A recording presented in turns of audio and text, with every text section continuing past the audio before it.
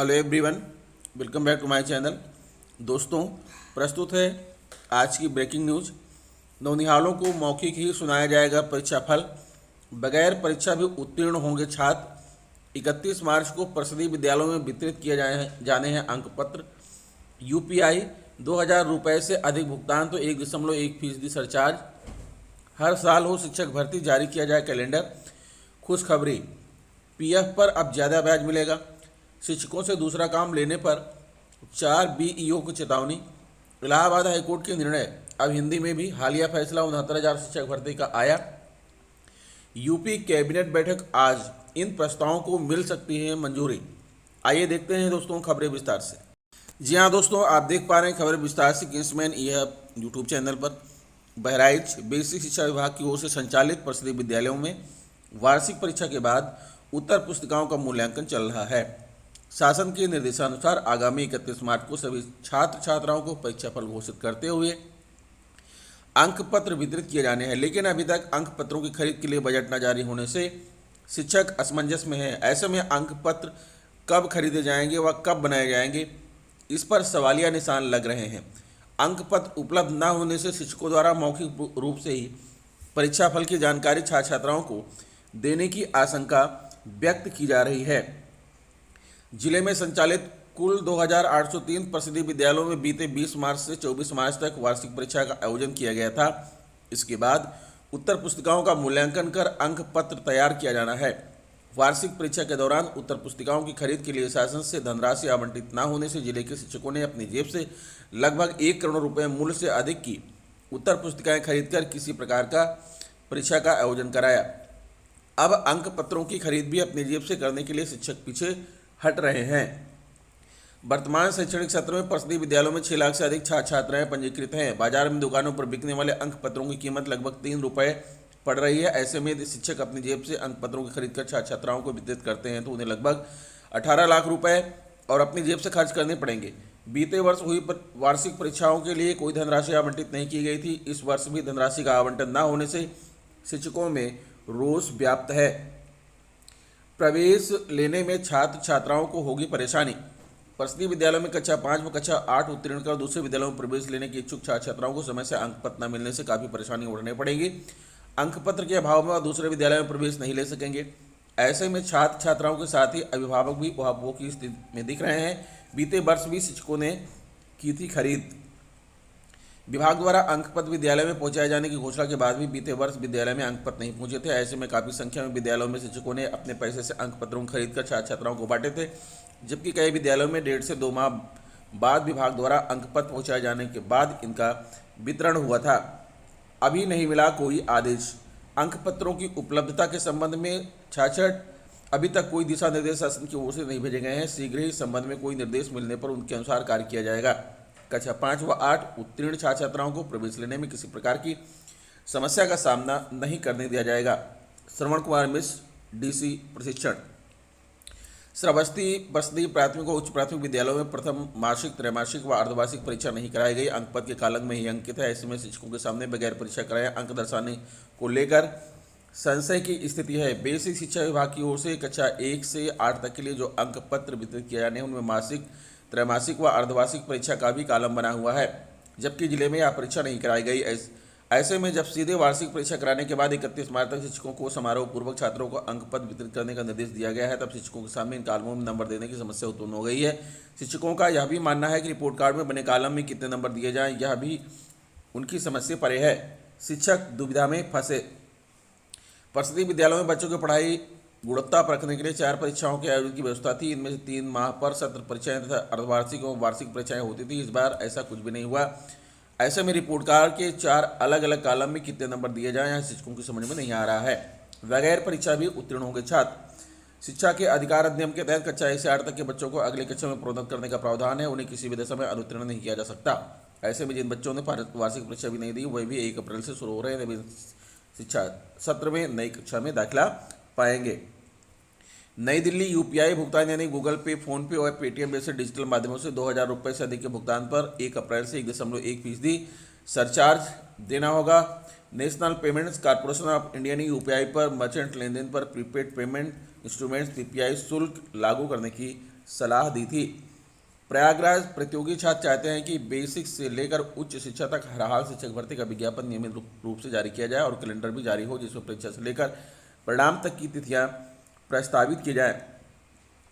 एलनगंज में रामप्रिया रोड स्थित उपाध्याय लॉज में आयोजित अमर उजाला के संवाद कार्यक्रम यूथ अड्डा में प्रतियोगी छात्रों ने मांग उठाते हुए कहा कि 5 साल से बेसिक शिक्षा विभाग की ओर से कोई नई भर्ती नहीं आई है। अशासकीय सहायता प्राप्त विद्यालयों में टीजीटी, पीजीटी और अशासकीय महाविद्यालयों में असिस्टेंट प्रोफेसर भर्ती के लिए अगस्त 2022 में आवेदन प्रक्रिया पूरी हो चुकी है, लेकिन परीक्षा तिथि अब तक घोषित नहीं की गई है। प्रतियोगियों ने सवाल उठाया कि नए शिक्षा सेवा चयन आयोग का भी कोई अता पता नहीं है।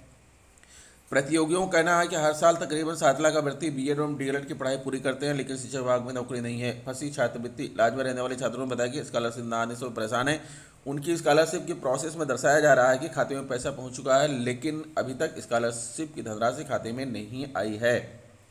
नई दिल्ली कर्मचारी भविष्य निधि संगठन ईपीएफओ ने मंगलवार को बैठक में वित्त वर्ष 2022-23 के लिए कर्मचारी भविष्य निधि पर ब्याज दर में 0.05% का इजाफा करने का फैसला किया। इसके बाद नई ब्याज दर बढ़कर 8.15 हो गई है। संवाददाता कर्मचारी भविष्य निधि संगठन यानी ईपीएफओ ने मंगलवार को अपनी बैठक में कर्मचारी भविष्य निधि ईपीएफ पर वित्त वर्ष 2022-23 के लिए ब्याज दर बढ़ाकर राहत देने का निर्णय लिया।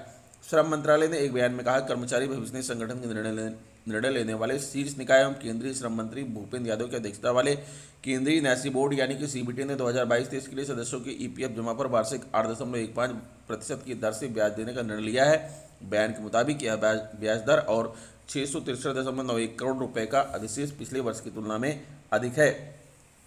ईपीएफओ पिछले कुछ वर्षों में न्यूनतम ऋण जोखिम के साथ विभिन्न आर्थिक चक्रों के माध्यम से अपने सदस्यों को उच्च आय वितरित करने में सक्षम रहा है। 5 करोड़ से अधिक अंशधारकों के साथ ईपीएफओ को दुनिया की सबसे बड़ी सामाजिक सुरक्षा योजनाओं में से एक है। विशेषज्ञों का कहना है कि निवेश के जोखिम को ध्यान में रखते हुए ईपीएफओ को ब्याज दर उपलब्ध अन्य निवेश विकल्पों की तुलना में अधिक है।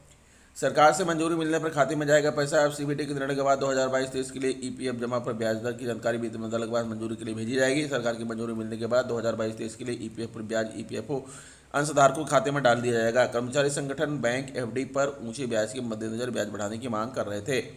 अंशधारकों के लिए ई पासबुक सुविधा शुरू। केंद्रीय श्रम एवं रोजगार मंत्री भूपेंद्र यादव ने मंगलवार को ईपीएफओ के अंशधारकों के लिए ई पासबुक सुविधा शुरू की। ईपीएफओ ने बयान में कहा कि इसके साथ सदस्य विस्तार से अपने खाते का विवरण देख सकेंगे। श्रम मंत्रालय के आधिकारिक आंकड़ों के अनुसार ईपीएफओ ने इस साल जनवरी में 14.86 लाख अंशधारकों को जोड़ा है। प्रयागराज विकासखंडों में शिक्षकों से लिप की कार लेने पर बीएसए प्रवीण कुमार तिवारी ने खंड शिक्षाधिकारी मऊ आइमा, ममता सरकार, कोरांव, रिजवान अहमद करचना, अनिल कुमार त्रिपाठी, हंडिया, प्रदीप कुमार सिंह को चेतावनी दी है। इन अफसरों को 23 मार्च को जारी चेतावनी में बीएसए ने लिखा कि वेतन बिल, एरिया चयन, प्रोन्नत वेतनमान एवं एमडीएम जैसे कार्यों में अध्यापकों को लगाने की शिकायत मिली है। यह शासन विभाग के आदेशों की अवहेलना है और यह स्थिति किसी भी दशा में स्वीकार नहीं है। संबंधित खंड शिक्षाधिकारी ने निर्देश दिया है कि ये सभी कार्य तत्काल विकासखंड में कार्यरत पटल सहायक लेखाकारों को आवंटित करते हुए बीएसए कार्यालय को सूचित करें। यदि भविष्य में इसकी पुनरावृत्ति पाई गई तो उसे अत्यंत गंभीर मामला मानते हुए बिना स्पष्टीकरण मांगे कार्रवाई की जाएगी। इलाहाबाद हाईकोर्ट के निर्णय हिंदी में भी। प्रयागराज विधि संवाददाता। इलाहाबाद हाईकोर्ट ने भारत के मुख्य न्यायाधीश डीवाई चंद्रचूड़ द्वारा सुप्रीम कोर्ट और हाईकोर्ट के निर्णयों को स्थानीय भाषा में अनुवादित करने की पहल को आगे बढ़ाते हुए निर्णयों का अनुवाद हिंदी में शुरू कर दिया है। हालिया फैसला 69,000 शिक्षक भर्ती में न्यायमूर्ति ओम प्रकाश शुक्ल के निर्णय का हिंदी अनुवाद है। केंद्र सरकार और सर्वोच्च न्यायालय ने पहल की है कि सर्वोच्च न्यायालय और उच्च न्यायालय के निर्णयों की प्रतियां भी आम आदमी और संबंधित विभागों को सभी स्थानीय भाषाओं में उपलब्ध कराई जाएं। इसी क्रम में गत 26 मार्च को मुख्य न्यायमूर्ति प्रीतिंकर दिवाकर के शपथ समारोह के बाद इस संबंध में त्वरित कदम उठाते हुए उच्च न्यायालय की लखनऊ खंडपीठ में न्यायमूर्ति ओम प्रकाश शुक्ल ने वर्ष 2020 की रिट संख्या 13156 के निर्णय को स्थानीय भाषा हिंदी में अनुवादित कर वेबसाइट पर अपलोड किया। स्थानीय भाषा में इस निर्णय के प्रकाशन से आम आदमी के साथ संबंधित विभागों को फैसला को समझने में और लागू करने में बेहद आसानी होगी। साथ ही हाईकोर्ट ने अपनी आधिकारिक वेबसाइट पर हिंदी निर्णयों के संबंध में अलग से व्यवस्था प्रदान कर दी है, जहां कोई भी हिंदी में निर्णय को पढ़ सकता है। गौरतलब है कि सुप्रीम कोर्ट के मुख्य न्यायाधीश धनंजय यशवंत चंद्रचूड़ ने सर्वोच्च न्यायालय के निर्णय का 4 भाषाओं में अनुवाद किए जाने की जानकारी दी थी। उन्होंने कहा कि एक बहुत ही महत्वपूर्ण पहल जिसमें हमने हाल ही में अपनाया है, क्योंकि हमें यह समझना चाहिए कि जिस भाषा का हम उपयोग करते हैं यानी अंग्रेजी एक ऐसी भाषा है जो 99.9% नागरिकों के लिए समझने योग्य नहीं है। पुराने निजी और व्यावसायिक वाहनों को स्क्रैप कराने पर बकाया शुल्क में छूट मिलेगी। ऐसे वाहनों पर लगे जुर्माने पर 100% छूट का प्रस्ताव पहले ही मंजूर किया जा चुका है। बुधवार को कैबिनेट में शुल्क में छूट का प्रस्ताव भी रखा जा रहा है। इस छूट का लाभ तभी मिलेगा जब छूट के बाद बची धनराशि को एकमुश्त किया जाएगा। प्रदेश सरकार इलेक्ट्रिक वाहन विनिर्माण व गतिशीलता नीति 2023 के तहत वाहनों के पंजीकरण शुल्क में छूट दे रही है। यदि ईवी वाहन की खरीद के लिए पुराने वाहन को स्क्रैप किया जाएगा तो उसके बकाया शुल्क पर छूट मिलेगी। यह छूट तभी दी जाएगी जब वह छूट के बाद बची राशि को एकमुश्त जमा करेंगे। इस बाबत प्रस्ताव कैबिनेट के समक्ष रखने की तैयारी है। दरअसल परिवहन शुल्क पर लगे जुर्माने का प्रस्ताव पहले ही कैबिनेट में रख चुकी है। 2% एपीओ बन सकेंगे ARTO। उत्तर प्रदेश परिवहन सेवा नियमावली में 6ठे संशोधन का प्रस्ताव बुधवार को कैबिनेट की बैठक में रखने की तैयारी है। नियमावली के मुताबिक परिवहन विभाग में तैनात सहायक अभियोजन अधिकारी APO, उप संभागीय परिवहन अधिकारी ARTO पद पर पदोन्नति पा सकते हैं। वर्तमान में इनके आरक्षण का कोटा केवल 1% है। अब इसे बढ़ाकर 2% करने की तैयारी है। यदि यह प्रस्ताव मंजूर हो गया तो 2% APO प्रोन्नत होकर ARTO बन सकेंगे। किसी भी राज्य में करा सकेंगे फिटनेस टेस्ट। व्यावसायिक वाहन स्वामी अब अपने वाहन का पंजीकृत जिले के अलावा किसी दूसरे जिले अथवा प्रांत में भी स्वास्थ्य परीक्षण करा सकेंगे। दरअसल यह व्यवस्था है कि व्यावसायिक वाहनों का 3 और 2 साल में फिटनेस टेस्ट कराना होता है। इनमें एक बार वह अपने पंजीकृत जिले में तो दूसरी बार कहीं भी अन्य फिटनेस टेस्ट करा सकेंगे। कैबिनेट में मोटर नियमावली 1998 के नियम 39 में संशोधन का प्रस्ताव रखा जा रहा है। दरअसल कई बार जो लंबी दूरी के वाहन होते हैं वह माल लेकर अपने मूल जिले से दूर होते हैं। ऐसे में उन्हें फिटनेस टेस्ट के लिए आने में दिक्कत होती है। यदि प्रस्ताव को हरी झंडी मिल गई तो ये दूसरे जिले या राज्य में हैं तो वहीं फिटनेस टेस्ट करा सकेंगे। नाव खरीदने पर मछुआरों को मिलेगी 40% सब्सिडी। निषाद राज नाव सब्सिडी योजना के तहत नाव खरीदने पर मछुआरा समुदाय के लोगों को 40% की सब्सिडी मिलेगी। इसके लिए बुधवार को कैबिनेट के समक्ष प्रस्ताव रखा जा रहा है। विभिन्न कारण से यह प्रस्ताव कई बार अटका है। माना जा रहा है कि इस बार इसे हरी झंडी मिल जाएगी। बजट 2022-23 में भी इस योजना के लिए 2 करोड़ रुपए के प्रावधान को मंजूरी दी गई है। यह योजना आगे नहीं बढ़ पाई है। अब इस साल इस पर तेजी से काम करने की तैयारी है। मुख्य रूप से मछुआरा समुदाय के 70 उपजातियों के लिए यह योजना है। इनमें केवट, मल्लाह, निषाद, बिंद, धीमर, कश्यप, रायकवार, तुराहा, मांझी, गोंड, कहार, बाथम और गोदियाँ हैं। वाराणसी, कानपुर, प्रयागराज, चित्रकूट आदि जिलों में बड़ी संख्या में मछुआरे हैं जो नदी पर निर्भर हैं। इन सभी की आजीविका को लेकर यह प्रस्ताव तैयार किया गया है। सरकार का इरादा है कि मछली पालन को बढ़ावा मिले। सरकार इस साल 3000 बोट पर सब्सिडी की तैयारी कर रही है। मत्स्य मंत्री डॉक्टर संजय निषाद के मुताबिक यह मछुआरा समुदाय के लिए बेहद महत्वाकांक्षी योजना है। कोषागारों में संचालन प्रक्रिया होगी आसान। प्रदेश में कोषागारों की संचालन प्रक्रिया को सुगम बनाने के लिए संचालन संबंधी कुछ नियमों में संशोधन के प्रस्ताव कैबिनेट में लाए जा सकते हैं। इससे कोषागारों से दूसरे विभागों को भुगतान में आसानी होगी। इसके अलावा शाहबाद, रामपुर, बाजपुर रोड, गाजीपुर, आजमगढ़ और शाहजहांपुर में लिपुलेख, भिंड मार्ग के चौड़ीकरण और सुदृढ़ीकरण के प्रस्ताव भी कैबिनेट में आ सकते हैं।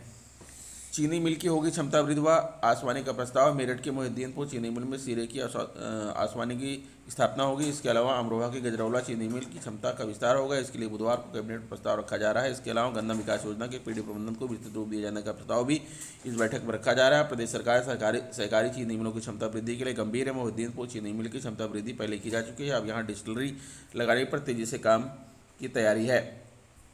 पशुपालकों को आज बड़ी राहत। पशु गर्भाधान शुल्क में 200 रुपये की कमी की तैयारी। प्रदेश की योगी सरकार बुंदेलखंड की तरह प्रदेश के अन्य क्षेत्रों में पशुपालकों को बड़ी राहत देने जा रही है। सेक्स सार्टेड सीमन के जरिए पशु गर्भाधान कराने के लिए पशुपालकों को बुंदेलखंड की तरह सिर्फ 100 रुपये ही अदा करने होंगे। वर्तमान में इसके लिए 300 रुपये अदा करने पड़ते थे। शुल्क में 200 रुपये की कमी संबंधी प्रस्ताव को बुधवार को कैबिनेट की मंजूरी दे सकती है। नेटा बनाएगा हरित ऊर्जा कॉरिडोर। 27 सब स्टेशनों को जोड़ने की तैयारी। प्रदेश में हरित ऊर्जा को व्यवस्थित तरीके से वितरित करने के लिए हरित ऊर्जा कॉरिडोर बनाया जा रहा है। इसके लिए ट्रांसमिशन नेटवर्क बनाया जाएगा। बुधवार को कैबिनेट की बैठक में इसे मंजूरी देने की तैयारी है। प्रदेश में हरित ऊर्जा कॉरिडोर 2 के तहत केंद्र सरकार ने वित्तीय सहायता दी है, जबकि राज्य सरकार ने बजट में इसके लिए 1554 करोड़ रुपये का इंतजाम किया है। इसके तहत अल्ट्रा मेगा सौर पार्कों से सौर ऊर्जा को निकालने के लिए करीब 2600 किलोमीटर ट्रांसमिशन नेटवर्क बनाया जाएगा। इसके लिए 27 सब स्टेशन बनेंगे। यह कार्य 2024-25 तक पूरा होगा या सीधे ग्रिड से जुड़ेगा। दूसरे चरण में राष्ट्रीय कॉरिडोर के साथ राष्ट्रीय ग्रिड को 20 गीगावाट अक्षय ऊर्जा की आपूर्ति की जाएगी।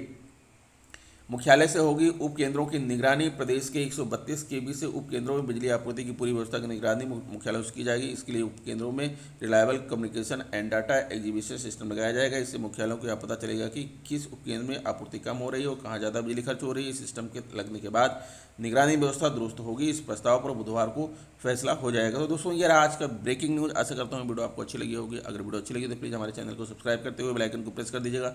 मिलेंगे आपसे नेक्स्ट वीडियो में कुछ नई जानकारी लेकर। तब तक के लिए नमस्कार।